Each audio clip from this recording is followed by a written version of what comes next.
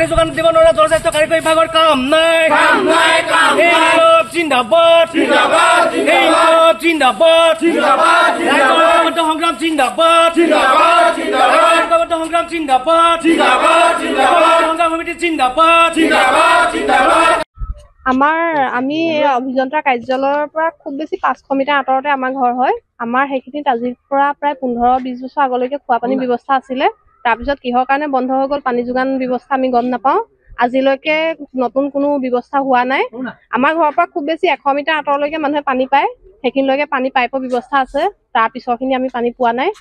কিহৰ কাৰণে নাই পোৱা কি হৈছে আমি বহুতবাৰ দৰখাস্ত দিয়াও হৈছে, বিধায়ককে হওক বা পঞ্চায়ততে হওক সকলোতে আমি দৰখাস্ত দিছো ইতিমধ্যে, কিন্তু কোনো ধৰণৰ কাম কৰা নাই এতিয়ালৈকে। আমাৰ জাজি দিবল মুছলিম গাঁও। আমাৰ খুব বেছি 15 ঘৰমান মানুহ আছে। আৰু কাৰ্যালয়ৰ পৰা খুব বেছি 500 মিটাৰ, বহুত দূৰ নহয়। ইমান ওচৰতে আমি ইমান বছৰে পানী বিশুদ্ধ খোৱা পানী আমাৰ ব্যৱস্থা নাই, কিন্তু অফিচৰ পৰা কোনো মানুহে আজিলৈকে যোৱা নাই বা চোৱা নাই।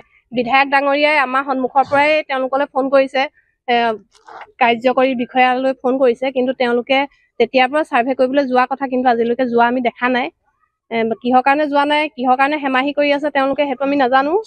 তাৰ উচিত ব্যৱস্থা কৰিব লাগে আৰু সকলোৱে যাতে পানী পায় তাৰো ব্যৱস্থা কৰিব লাগে। আৰু অকল আমাৰ হাতীগুলি পঞ্চায়তৰে বুলি নহয়, বাকীবোৰ পঞ্চায়তৰো তেনেকুৱা বহুত সমস্যা আছে। সকলোবিলাক সমাধান কৰিবৰ কাৰণে আমি আশা কৰোঁ তেওঁলোকে কাম কৰিব সেইমতে। মুক্তি সংগ্ৰাম সমিতিয়ে আমগুৰিস্থিত জনস্বাস্থ্য কাৰিকৰী বিভাগৰ কাৰ্যালয়ে যি ঘেৰাও কাৰ্যসূচী গ্ৰহণ কৰিছোঁ। এইটো কাৰণে গ্ৰহণ কৰিছোঁ যে বিজেপি চৰকাৰখনে কৈ থাকে ঘৰে ঘৰে নল, ঘৰে ঘৰে জল, কিন্তু দেখিবলৈ পোৱা গৈছে যে এইটো সময়ত এই যিকেইটা পঞ্চায়ত আছে আমগুৰি সমষ্টিত ইতিমধ্যে দ্বিখণ্ডিত হৈ গ'ল, কিন্তু তাৰ মাজত থকা আগৰ আমগুৰি সমষ্টিত যিবিলাক পঞ্চায়ত আছিলে প্ৰতিটো পঞ্চায়তত বহু মানুহ থাকি গৈছে, এতিয়ালৈকে বিশুদ্ধ খোৱা পানী পোৱা নাই। আমি এওঁলোকৰ বিষয়বিলাক যেতিয়া আমি অৱগত কৰোঁ তেওঁলোকে কিন্তু কথাটো শুনেহে, কিন্তু গুৰুত্ব নিদিয়ে। আৰু আটাইতকৈ দুৰ্ভাগ্যজনক কথাটো হ'ল যে জল জীৱন মিছনৰ নামত যিবিলাক ঠিকাদাৰে কাম কৰি আছে, এই ঠিকাদাৰবিলাকে সকলো কাম বিসংগতিপূৰ্ণৰে কৰিছে। তেওঁলোকে য'ত পাইপ তেওঁলোকে 1.5 ফুট পুতিব লাগে তেওঁলোকে মাত্ৰ কেৱল 6 ইঞ্চিত তেওঁলোকে পাইপ পুতি সামৰণি মাৰি থৈ আহিছে। আৰু য'ত নেকি তেওঁলোকে 2 ফুট 1.5 ফুট তেওঁলোকে খান্দিলে তাত মাটি নিদিয়াকৈ দ খালৰ সৃষ্টি কৰি আহিছে, যাৰ বাবে ছাত্ৰ ছাত্ৰীৰ লগতে সাধাৰণ জনতা প্ৰতিদিনে দুৰ্ঘটনাত হ'ব লগা হৈছে। আৰু যে এই কমকৈ পুতি থোৱা পাইপবিলাক এখন মটৰচাইকেল উঠাৰ পিছতে ফুটা ওলাই গৈছে আৰু শেষৰ মানুহবিলাকে পানীৰ পৰা বঞ্চিত হৈছে। ইয়াত যেতিয়া তেওঁলোকক প্ৰতিবাৰে আমি অৱগত কৰোঁ তেওঁলোকে কিন্তু গুৰুত্ব দিয়া দেখা নাই। কেৱল মাত্ৰ তেওঁলোকে ঠিকাদাৰৰ লগত ইয়াৰ এই জনস্বাস্থ্য কাৰিকৰী বিভাগৰ অভিযন্তাবিলাকে ঠিকাদাৰৰ লগত মিতিয়ালি কৰি কেৱল পইচা ঘটা অংকত লাগিছে। ৰাইজে যে পানী পোৱা নাই এইবিলাকৰ তেওঁলোকৰ খবৰ নাই। মানুহ যে বিশুদ্ধ খোৱা পানীৰ পৰা বঞ্চিত হৈ আছে এইবিলাক তেওঁলোকৰ খবৰ পোৱা নাই। প্ৰতিটো জল জীৱন আঁচনিত বিসংগতিৰে কাম হৈ আছে, এইবিলাক তেওঁলোকৰ খবৰ নাই। আজি আমি কৃষক মুক্তি সংগ্ৰাম সমিতিয়ে ইয়াত আজি প্ৰতিবাদী কাৰ্যসূচীৰ জৰিয়তে তেওঁলোকক জনাই দিবলৈ আহিছোঁ।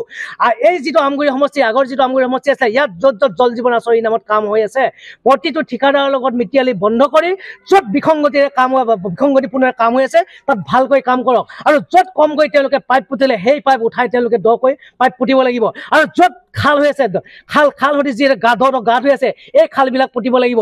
আৰু য'ত যোনটো আঁচনিৰ পৰা বিশুদ্ধ খোৱা পানী গৈছে সেইবিলাক বেয়া পানী গৈছে সেইবিলাকে বিশুদ্ধ পানী পাব লাগিব। আৰু য'ত ঠিকাদাৰে হেমাহি কৰি কাম বন্ধ কৰি ৰাখিছে অতি সোনকালে ইয়াৰ কাম সম্পূৰ্ণ কৰিব লাগিব।